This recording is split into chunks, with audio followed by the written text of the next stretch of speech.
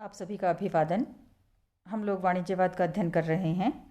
आज हम वाणिज्यवाद को जन्म देने वाले विभिन्न कारक हैं उसका अध्ययन करेंगे, या फिर वाणिज्यवाद के उदय के जो प्रमुख कारण क्या क्या रहे हैं उसका अध्ययन करेंगे। इससे पूर्व के वीडियो के अंदर मैंने आपको वाणिज्यवाद का अर्थ और उसकी विशेषताओं के बारे में जो बताया था। हम देखते हैं कि 16वीं शताब्दी के आरंभ में समाज में आर्थिक जीवन में विशेष रूप से व्यापार के क्षेत्र में अचानक भारी परिवर्तन हुआ था। यहाँ पर हम देखते हैं कि 16वीं शताब्दी के प्रारंभ के अंदर यूरोपीय समाज है, उसके है ना जो सामाजिक क्षेत्र के अंदर, धार्मिक क्षेत्र के अंदर और राजनीतिक क्षेत्र के अंदर, कला के क्षेत्र के अंदर, विज्ञान और प्रौद्योगिकी के क्षेत्र के अंदर, सभी क्षेत्रों के अंदर महत्वपूर्ण परिवर्तन हो रहे थे। और यूरोप है वो मध्यकाल से आधुनिक काल के अंदर प्रवेश कर रहा था। तो यहाँ पर इसी क्रम के अंदर आर्थिक जीवन के अंदर भी और विशेष रूप से व्यापार के ना जो क्षेत्र के अंदर, यानी कि आर्थिक क्षेत्र के अंदर एक नई विचारधारा है उसका उदय हो रहा था। वो विचारधारा है वाणिज्यवाद। इसके उदय के पीछे ना जो क्या क्या कारण थे, आइए हम एक एक करके इन कारणों को देखते हैं। जिसमें सर्वप्रथम जो महत्वपूर्ण कारण था वो था पुनर्जागरण। यहाँ हम देखते हैं कि पुनर्जागरण ने मनुष्य की बौद्धिक चेतना और चिंतन शक्ति को जागृत किया था, और इसके परिणाम स्वरूप मनुष्य का जो जीवन है उसके जीवन के दृष्टिकोण के अंदर है जो भारी परिवर्तन हुआ था। अब है ना जो धर्म और मोक्ष के स्थान पर मानव जीवन को अधिक सुखी और सुंदर बनाने की जो समृद्ध बनाने की जो प्रवृत्ति है उसका जन्म हुआ था। और जो पारलौकिक जीवन है उस है जो उसकी जगह अब है ना जो वर्तमान जो जीवन है, यानी कि जो जीवन अभी चल रहा है उसको अधिक महत्व दिया जाने लगा था। तो मानवतावाद की ये जो विचारधारा, जिसका आधार जीवन में भौतिक सुखों की प्राप्ति था, और आप जानते हैं कि भौतिक सुख है उसके लिए धन दौलत का जो संग्रह है वो अपरिहार्य होता है। तो इसको है ना जो महत्व मिला था, और इसी वजह से है जो वणिक प्रवृत्ति है उसको है ना जो प्रोत्साहन मिला। वणिक प्रवृत्ति यानी कि वाणिज्यवाद को प्रोत्साहन मिला। अगला जो कारण था वो था भौगोलिक खोजें। यहाँ हम देखते हैं कि 1453 के अंदर तुर्कों का एशिया माइनर के व्यापारिक मार्गों पर अधिकार हो गया था। तो ऐसी स्थिति के अंदर जो यूरोपीय देश थे उनका पूर्वी देशों के साथ के अंदर स्थल है ना जो मार्ग है उससे है ना जो कनेक्शन है वो टूट गया था। तो ये संपर्क टूटने के बाद में क्या था कि यूरोपीय व्यापारियों को नवीन मार्गों की खोज के लिए साहसी नाविकों को समुद्री यात्रा के लिए भेजना पड़ा। यहाँ हम देखते हैं कि 13वीं शताब्दी के अंदर मार्को पोलो ने वेनिस से लेकर चीन तक की यात्रा की थी। इसी तरह से फिर बाद में जो आगे चलकर हैं जो कोलंबस और वास्को डी गामा के समान जो साहसी नाविक थे उन्होंने भी जो मतलब है जो नए है जो मार्गों और नए देशों की खोज को जो संभव बनाया। इन नए देशों के अंदर हैं जो ये नए देश हैं वो है जो लाभ की भावना को है जो ध्यान में रखकर हैं जो ये खोजे गए थे, यानी कि जो व्यापार के जो दृष्टिकोण से जो ये नए मार्गों की खोज प्रारंभ हुई थी। और इस व्यापार के जो संतुलन को या लाभदायक व्यापार को है जो बनाए रखने के लिए आगे चलकर है जो उपनिवेशों की स्थापना है वो भी है जो भौगोलिक खोजों के परिणाम स्वरूप ही जो हुई थी। और उसके इन सारी की सारी प्रवृत्तियों से क्या था, वाणिज्यवाद को है जो प्रोत्साहन मिला था, क्योंकि आर्थिक लाभ प्राप्त करना ही उस समय का मुख्य उद्देश्य था। आगे जो है जो कारण हम देखते हैं वो है जनसंख्या में वृद्धि। इस काल के अंदर यूरोप की जनसंख्या में हम क्या देखते हैं कि तेजी के साथ में वृद्धि हुई थी। तो यहाँ जनसंख्या दो प्रकार से आर्थिक विकास को संभव बनाती है। एक और तो अधिक जनसंख्या के द्वारा अधिक श्रम उपलब्ध होने से मजदूरी सस्ती होती है, और दूसरी ओर वस्तुओं की मांग सदा विद्यमान रहने के कारण इनको ऊंची कीमतों पर बेचा जा सकता है। तो वस्तुओं की मांग ने जो अधिक मांग होने के कारण पूंजी की जो सीमांत उत्पादकता है वो ऊंची रहती है, और जो निवेशकर्ता होते हैं यानी कि पैसे लगाने वाले होते हैं व्यापार के अंदर, वो निवेश करने के लिए हमेशा है ना जो मतलब तैयार रहते हैं। तो इस प्रकार जनसंख्या में वृद्धि के कारण उद्योग और जो व्यापार है उसका विकास हुआ, और जो व्यापारिक वर्ग है वो समाज के अंदर शक्तिशाली बना। अगला जो कारण हम देखते हैं वो है धर्म सुधार आंदोलन।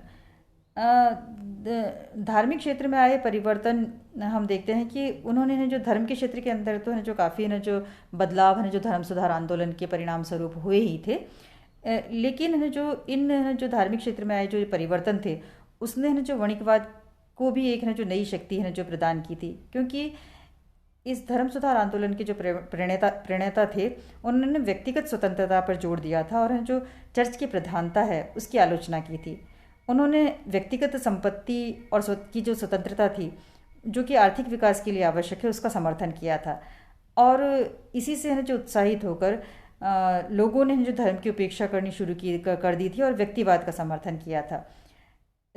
हम देखते हैं कि है ना जो अब जो नवीन है ना जो प्रवृत्तियां हैं, जैसे है ना जो पहले है जो धर्म है ना जो पूंजी का संचय है या ब्याज है या ऋण लेना है, इसको उचित नहीं मानता था।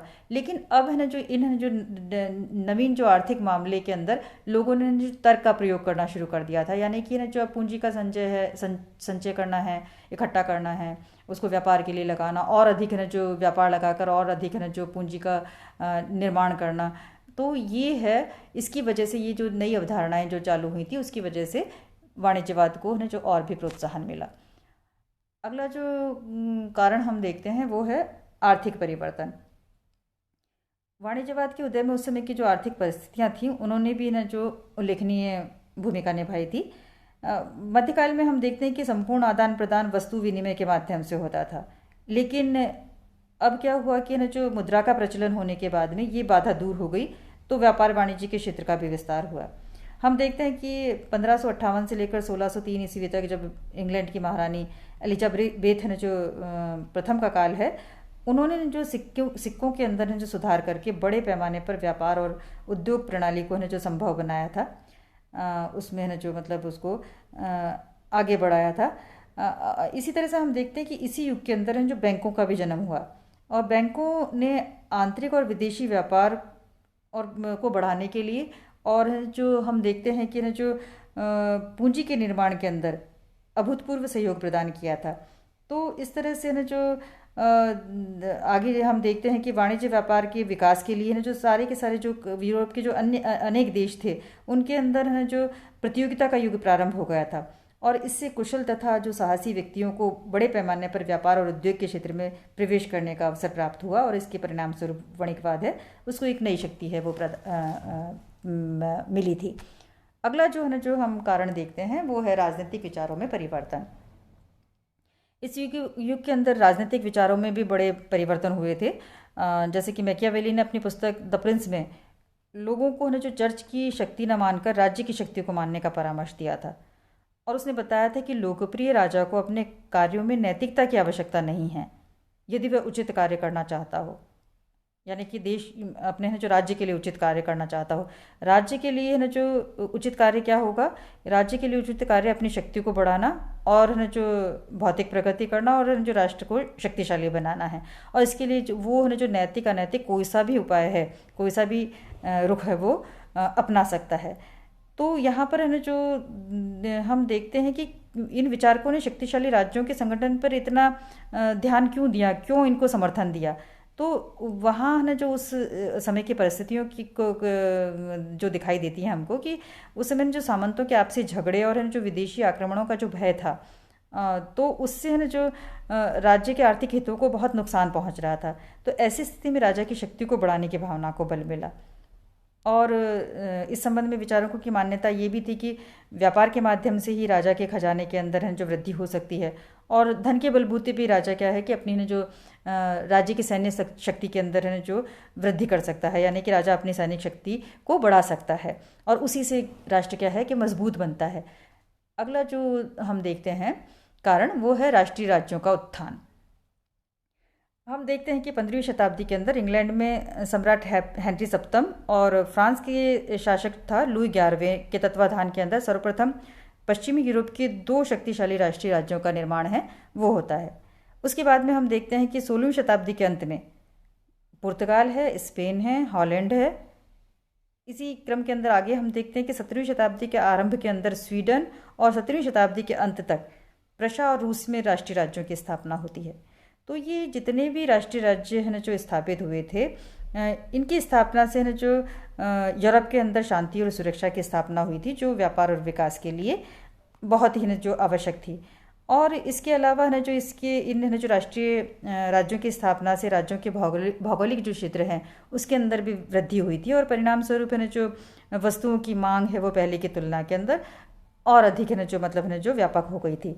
और ऐसी परिस्थितियों के अंदर जो व्यापार का है विकास होने लगा और वाणिज्यवाद को एक है जो नई शक्ति है वो प्राप्त हुई, क्योंकि प्रत्येक राजा है अपनी राजनीतिक शक्ति को बढ़ाने का उत्सुक था। और वो जो व्यापारियों को विदेशों से व्यापार करने के लिए जो प्रोत्साहित करता था और जो उनको बहुमूल्य धातुएं हैं वो देश में आयात करने के लिए प्रेरित करता था।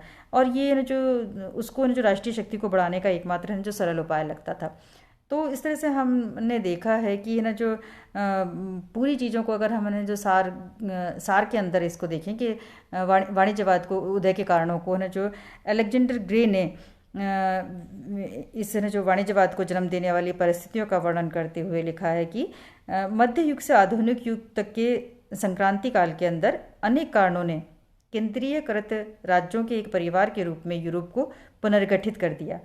परिस्थितियों ने संपत्ति को एक नया महत्व प्रदान किया और अब व्यक्ति लज्जा अनुभव किए बिना संपत्ति का अर्जन कर सकता था और राज्य ने भी संपत्ति में शक्ति का रहस्य पाया। इन्हीं दशाओं ने वाणिज्यवाद को जन्म दिया और विकसित किया। नमस्कार, धन्यवाद।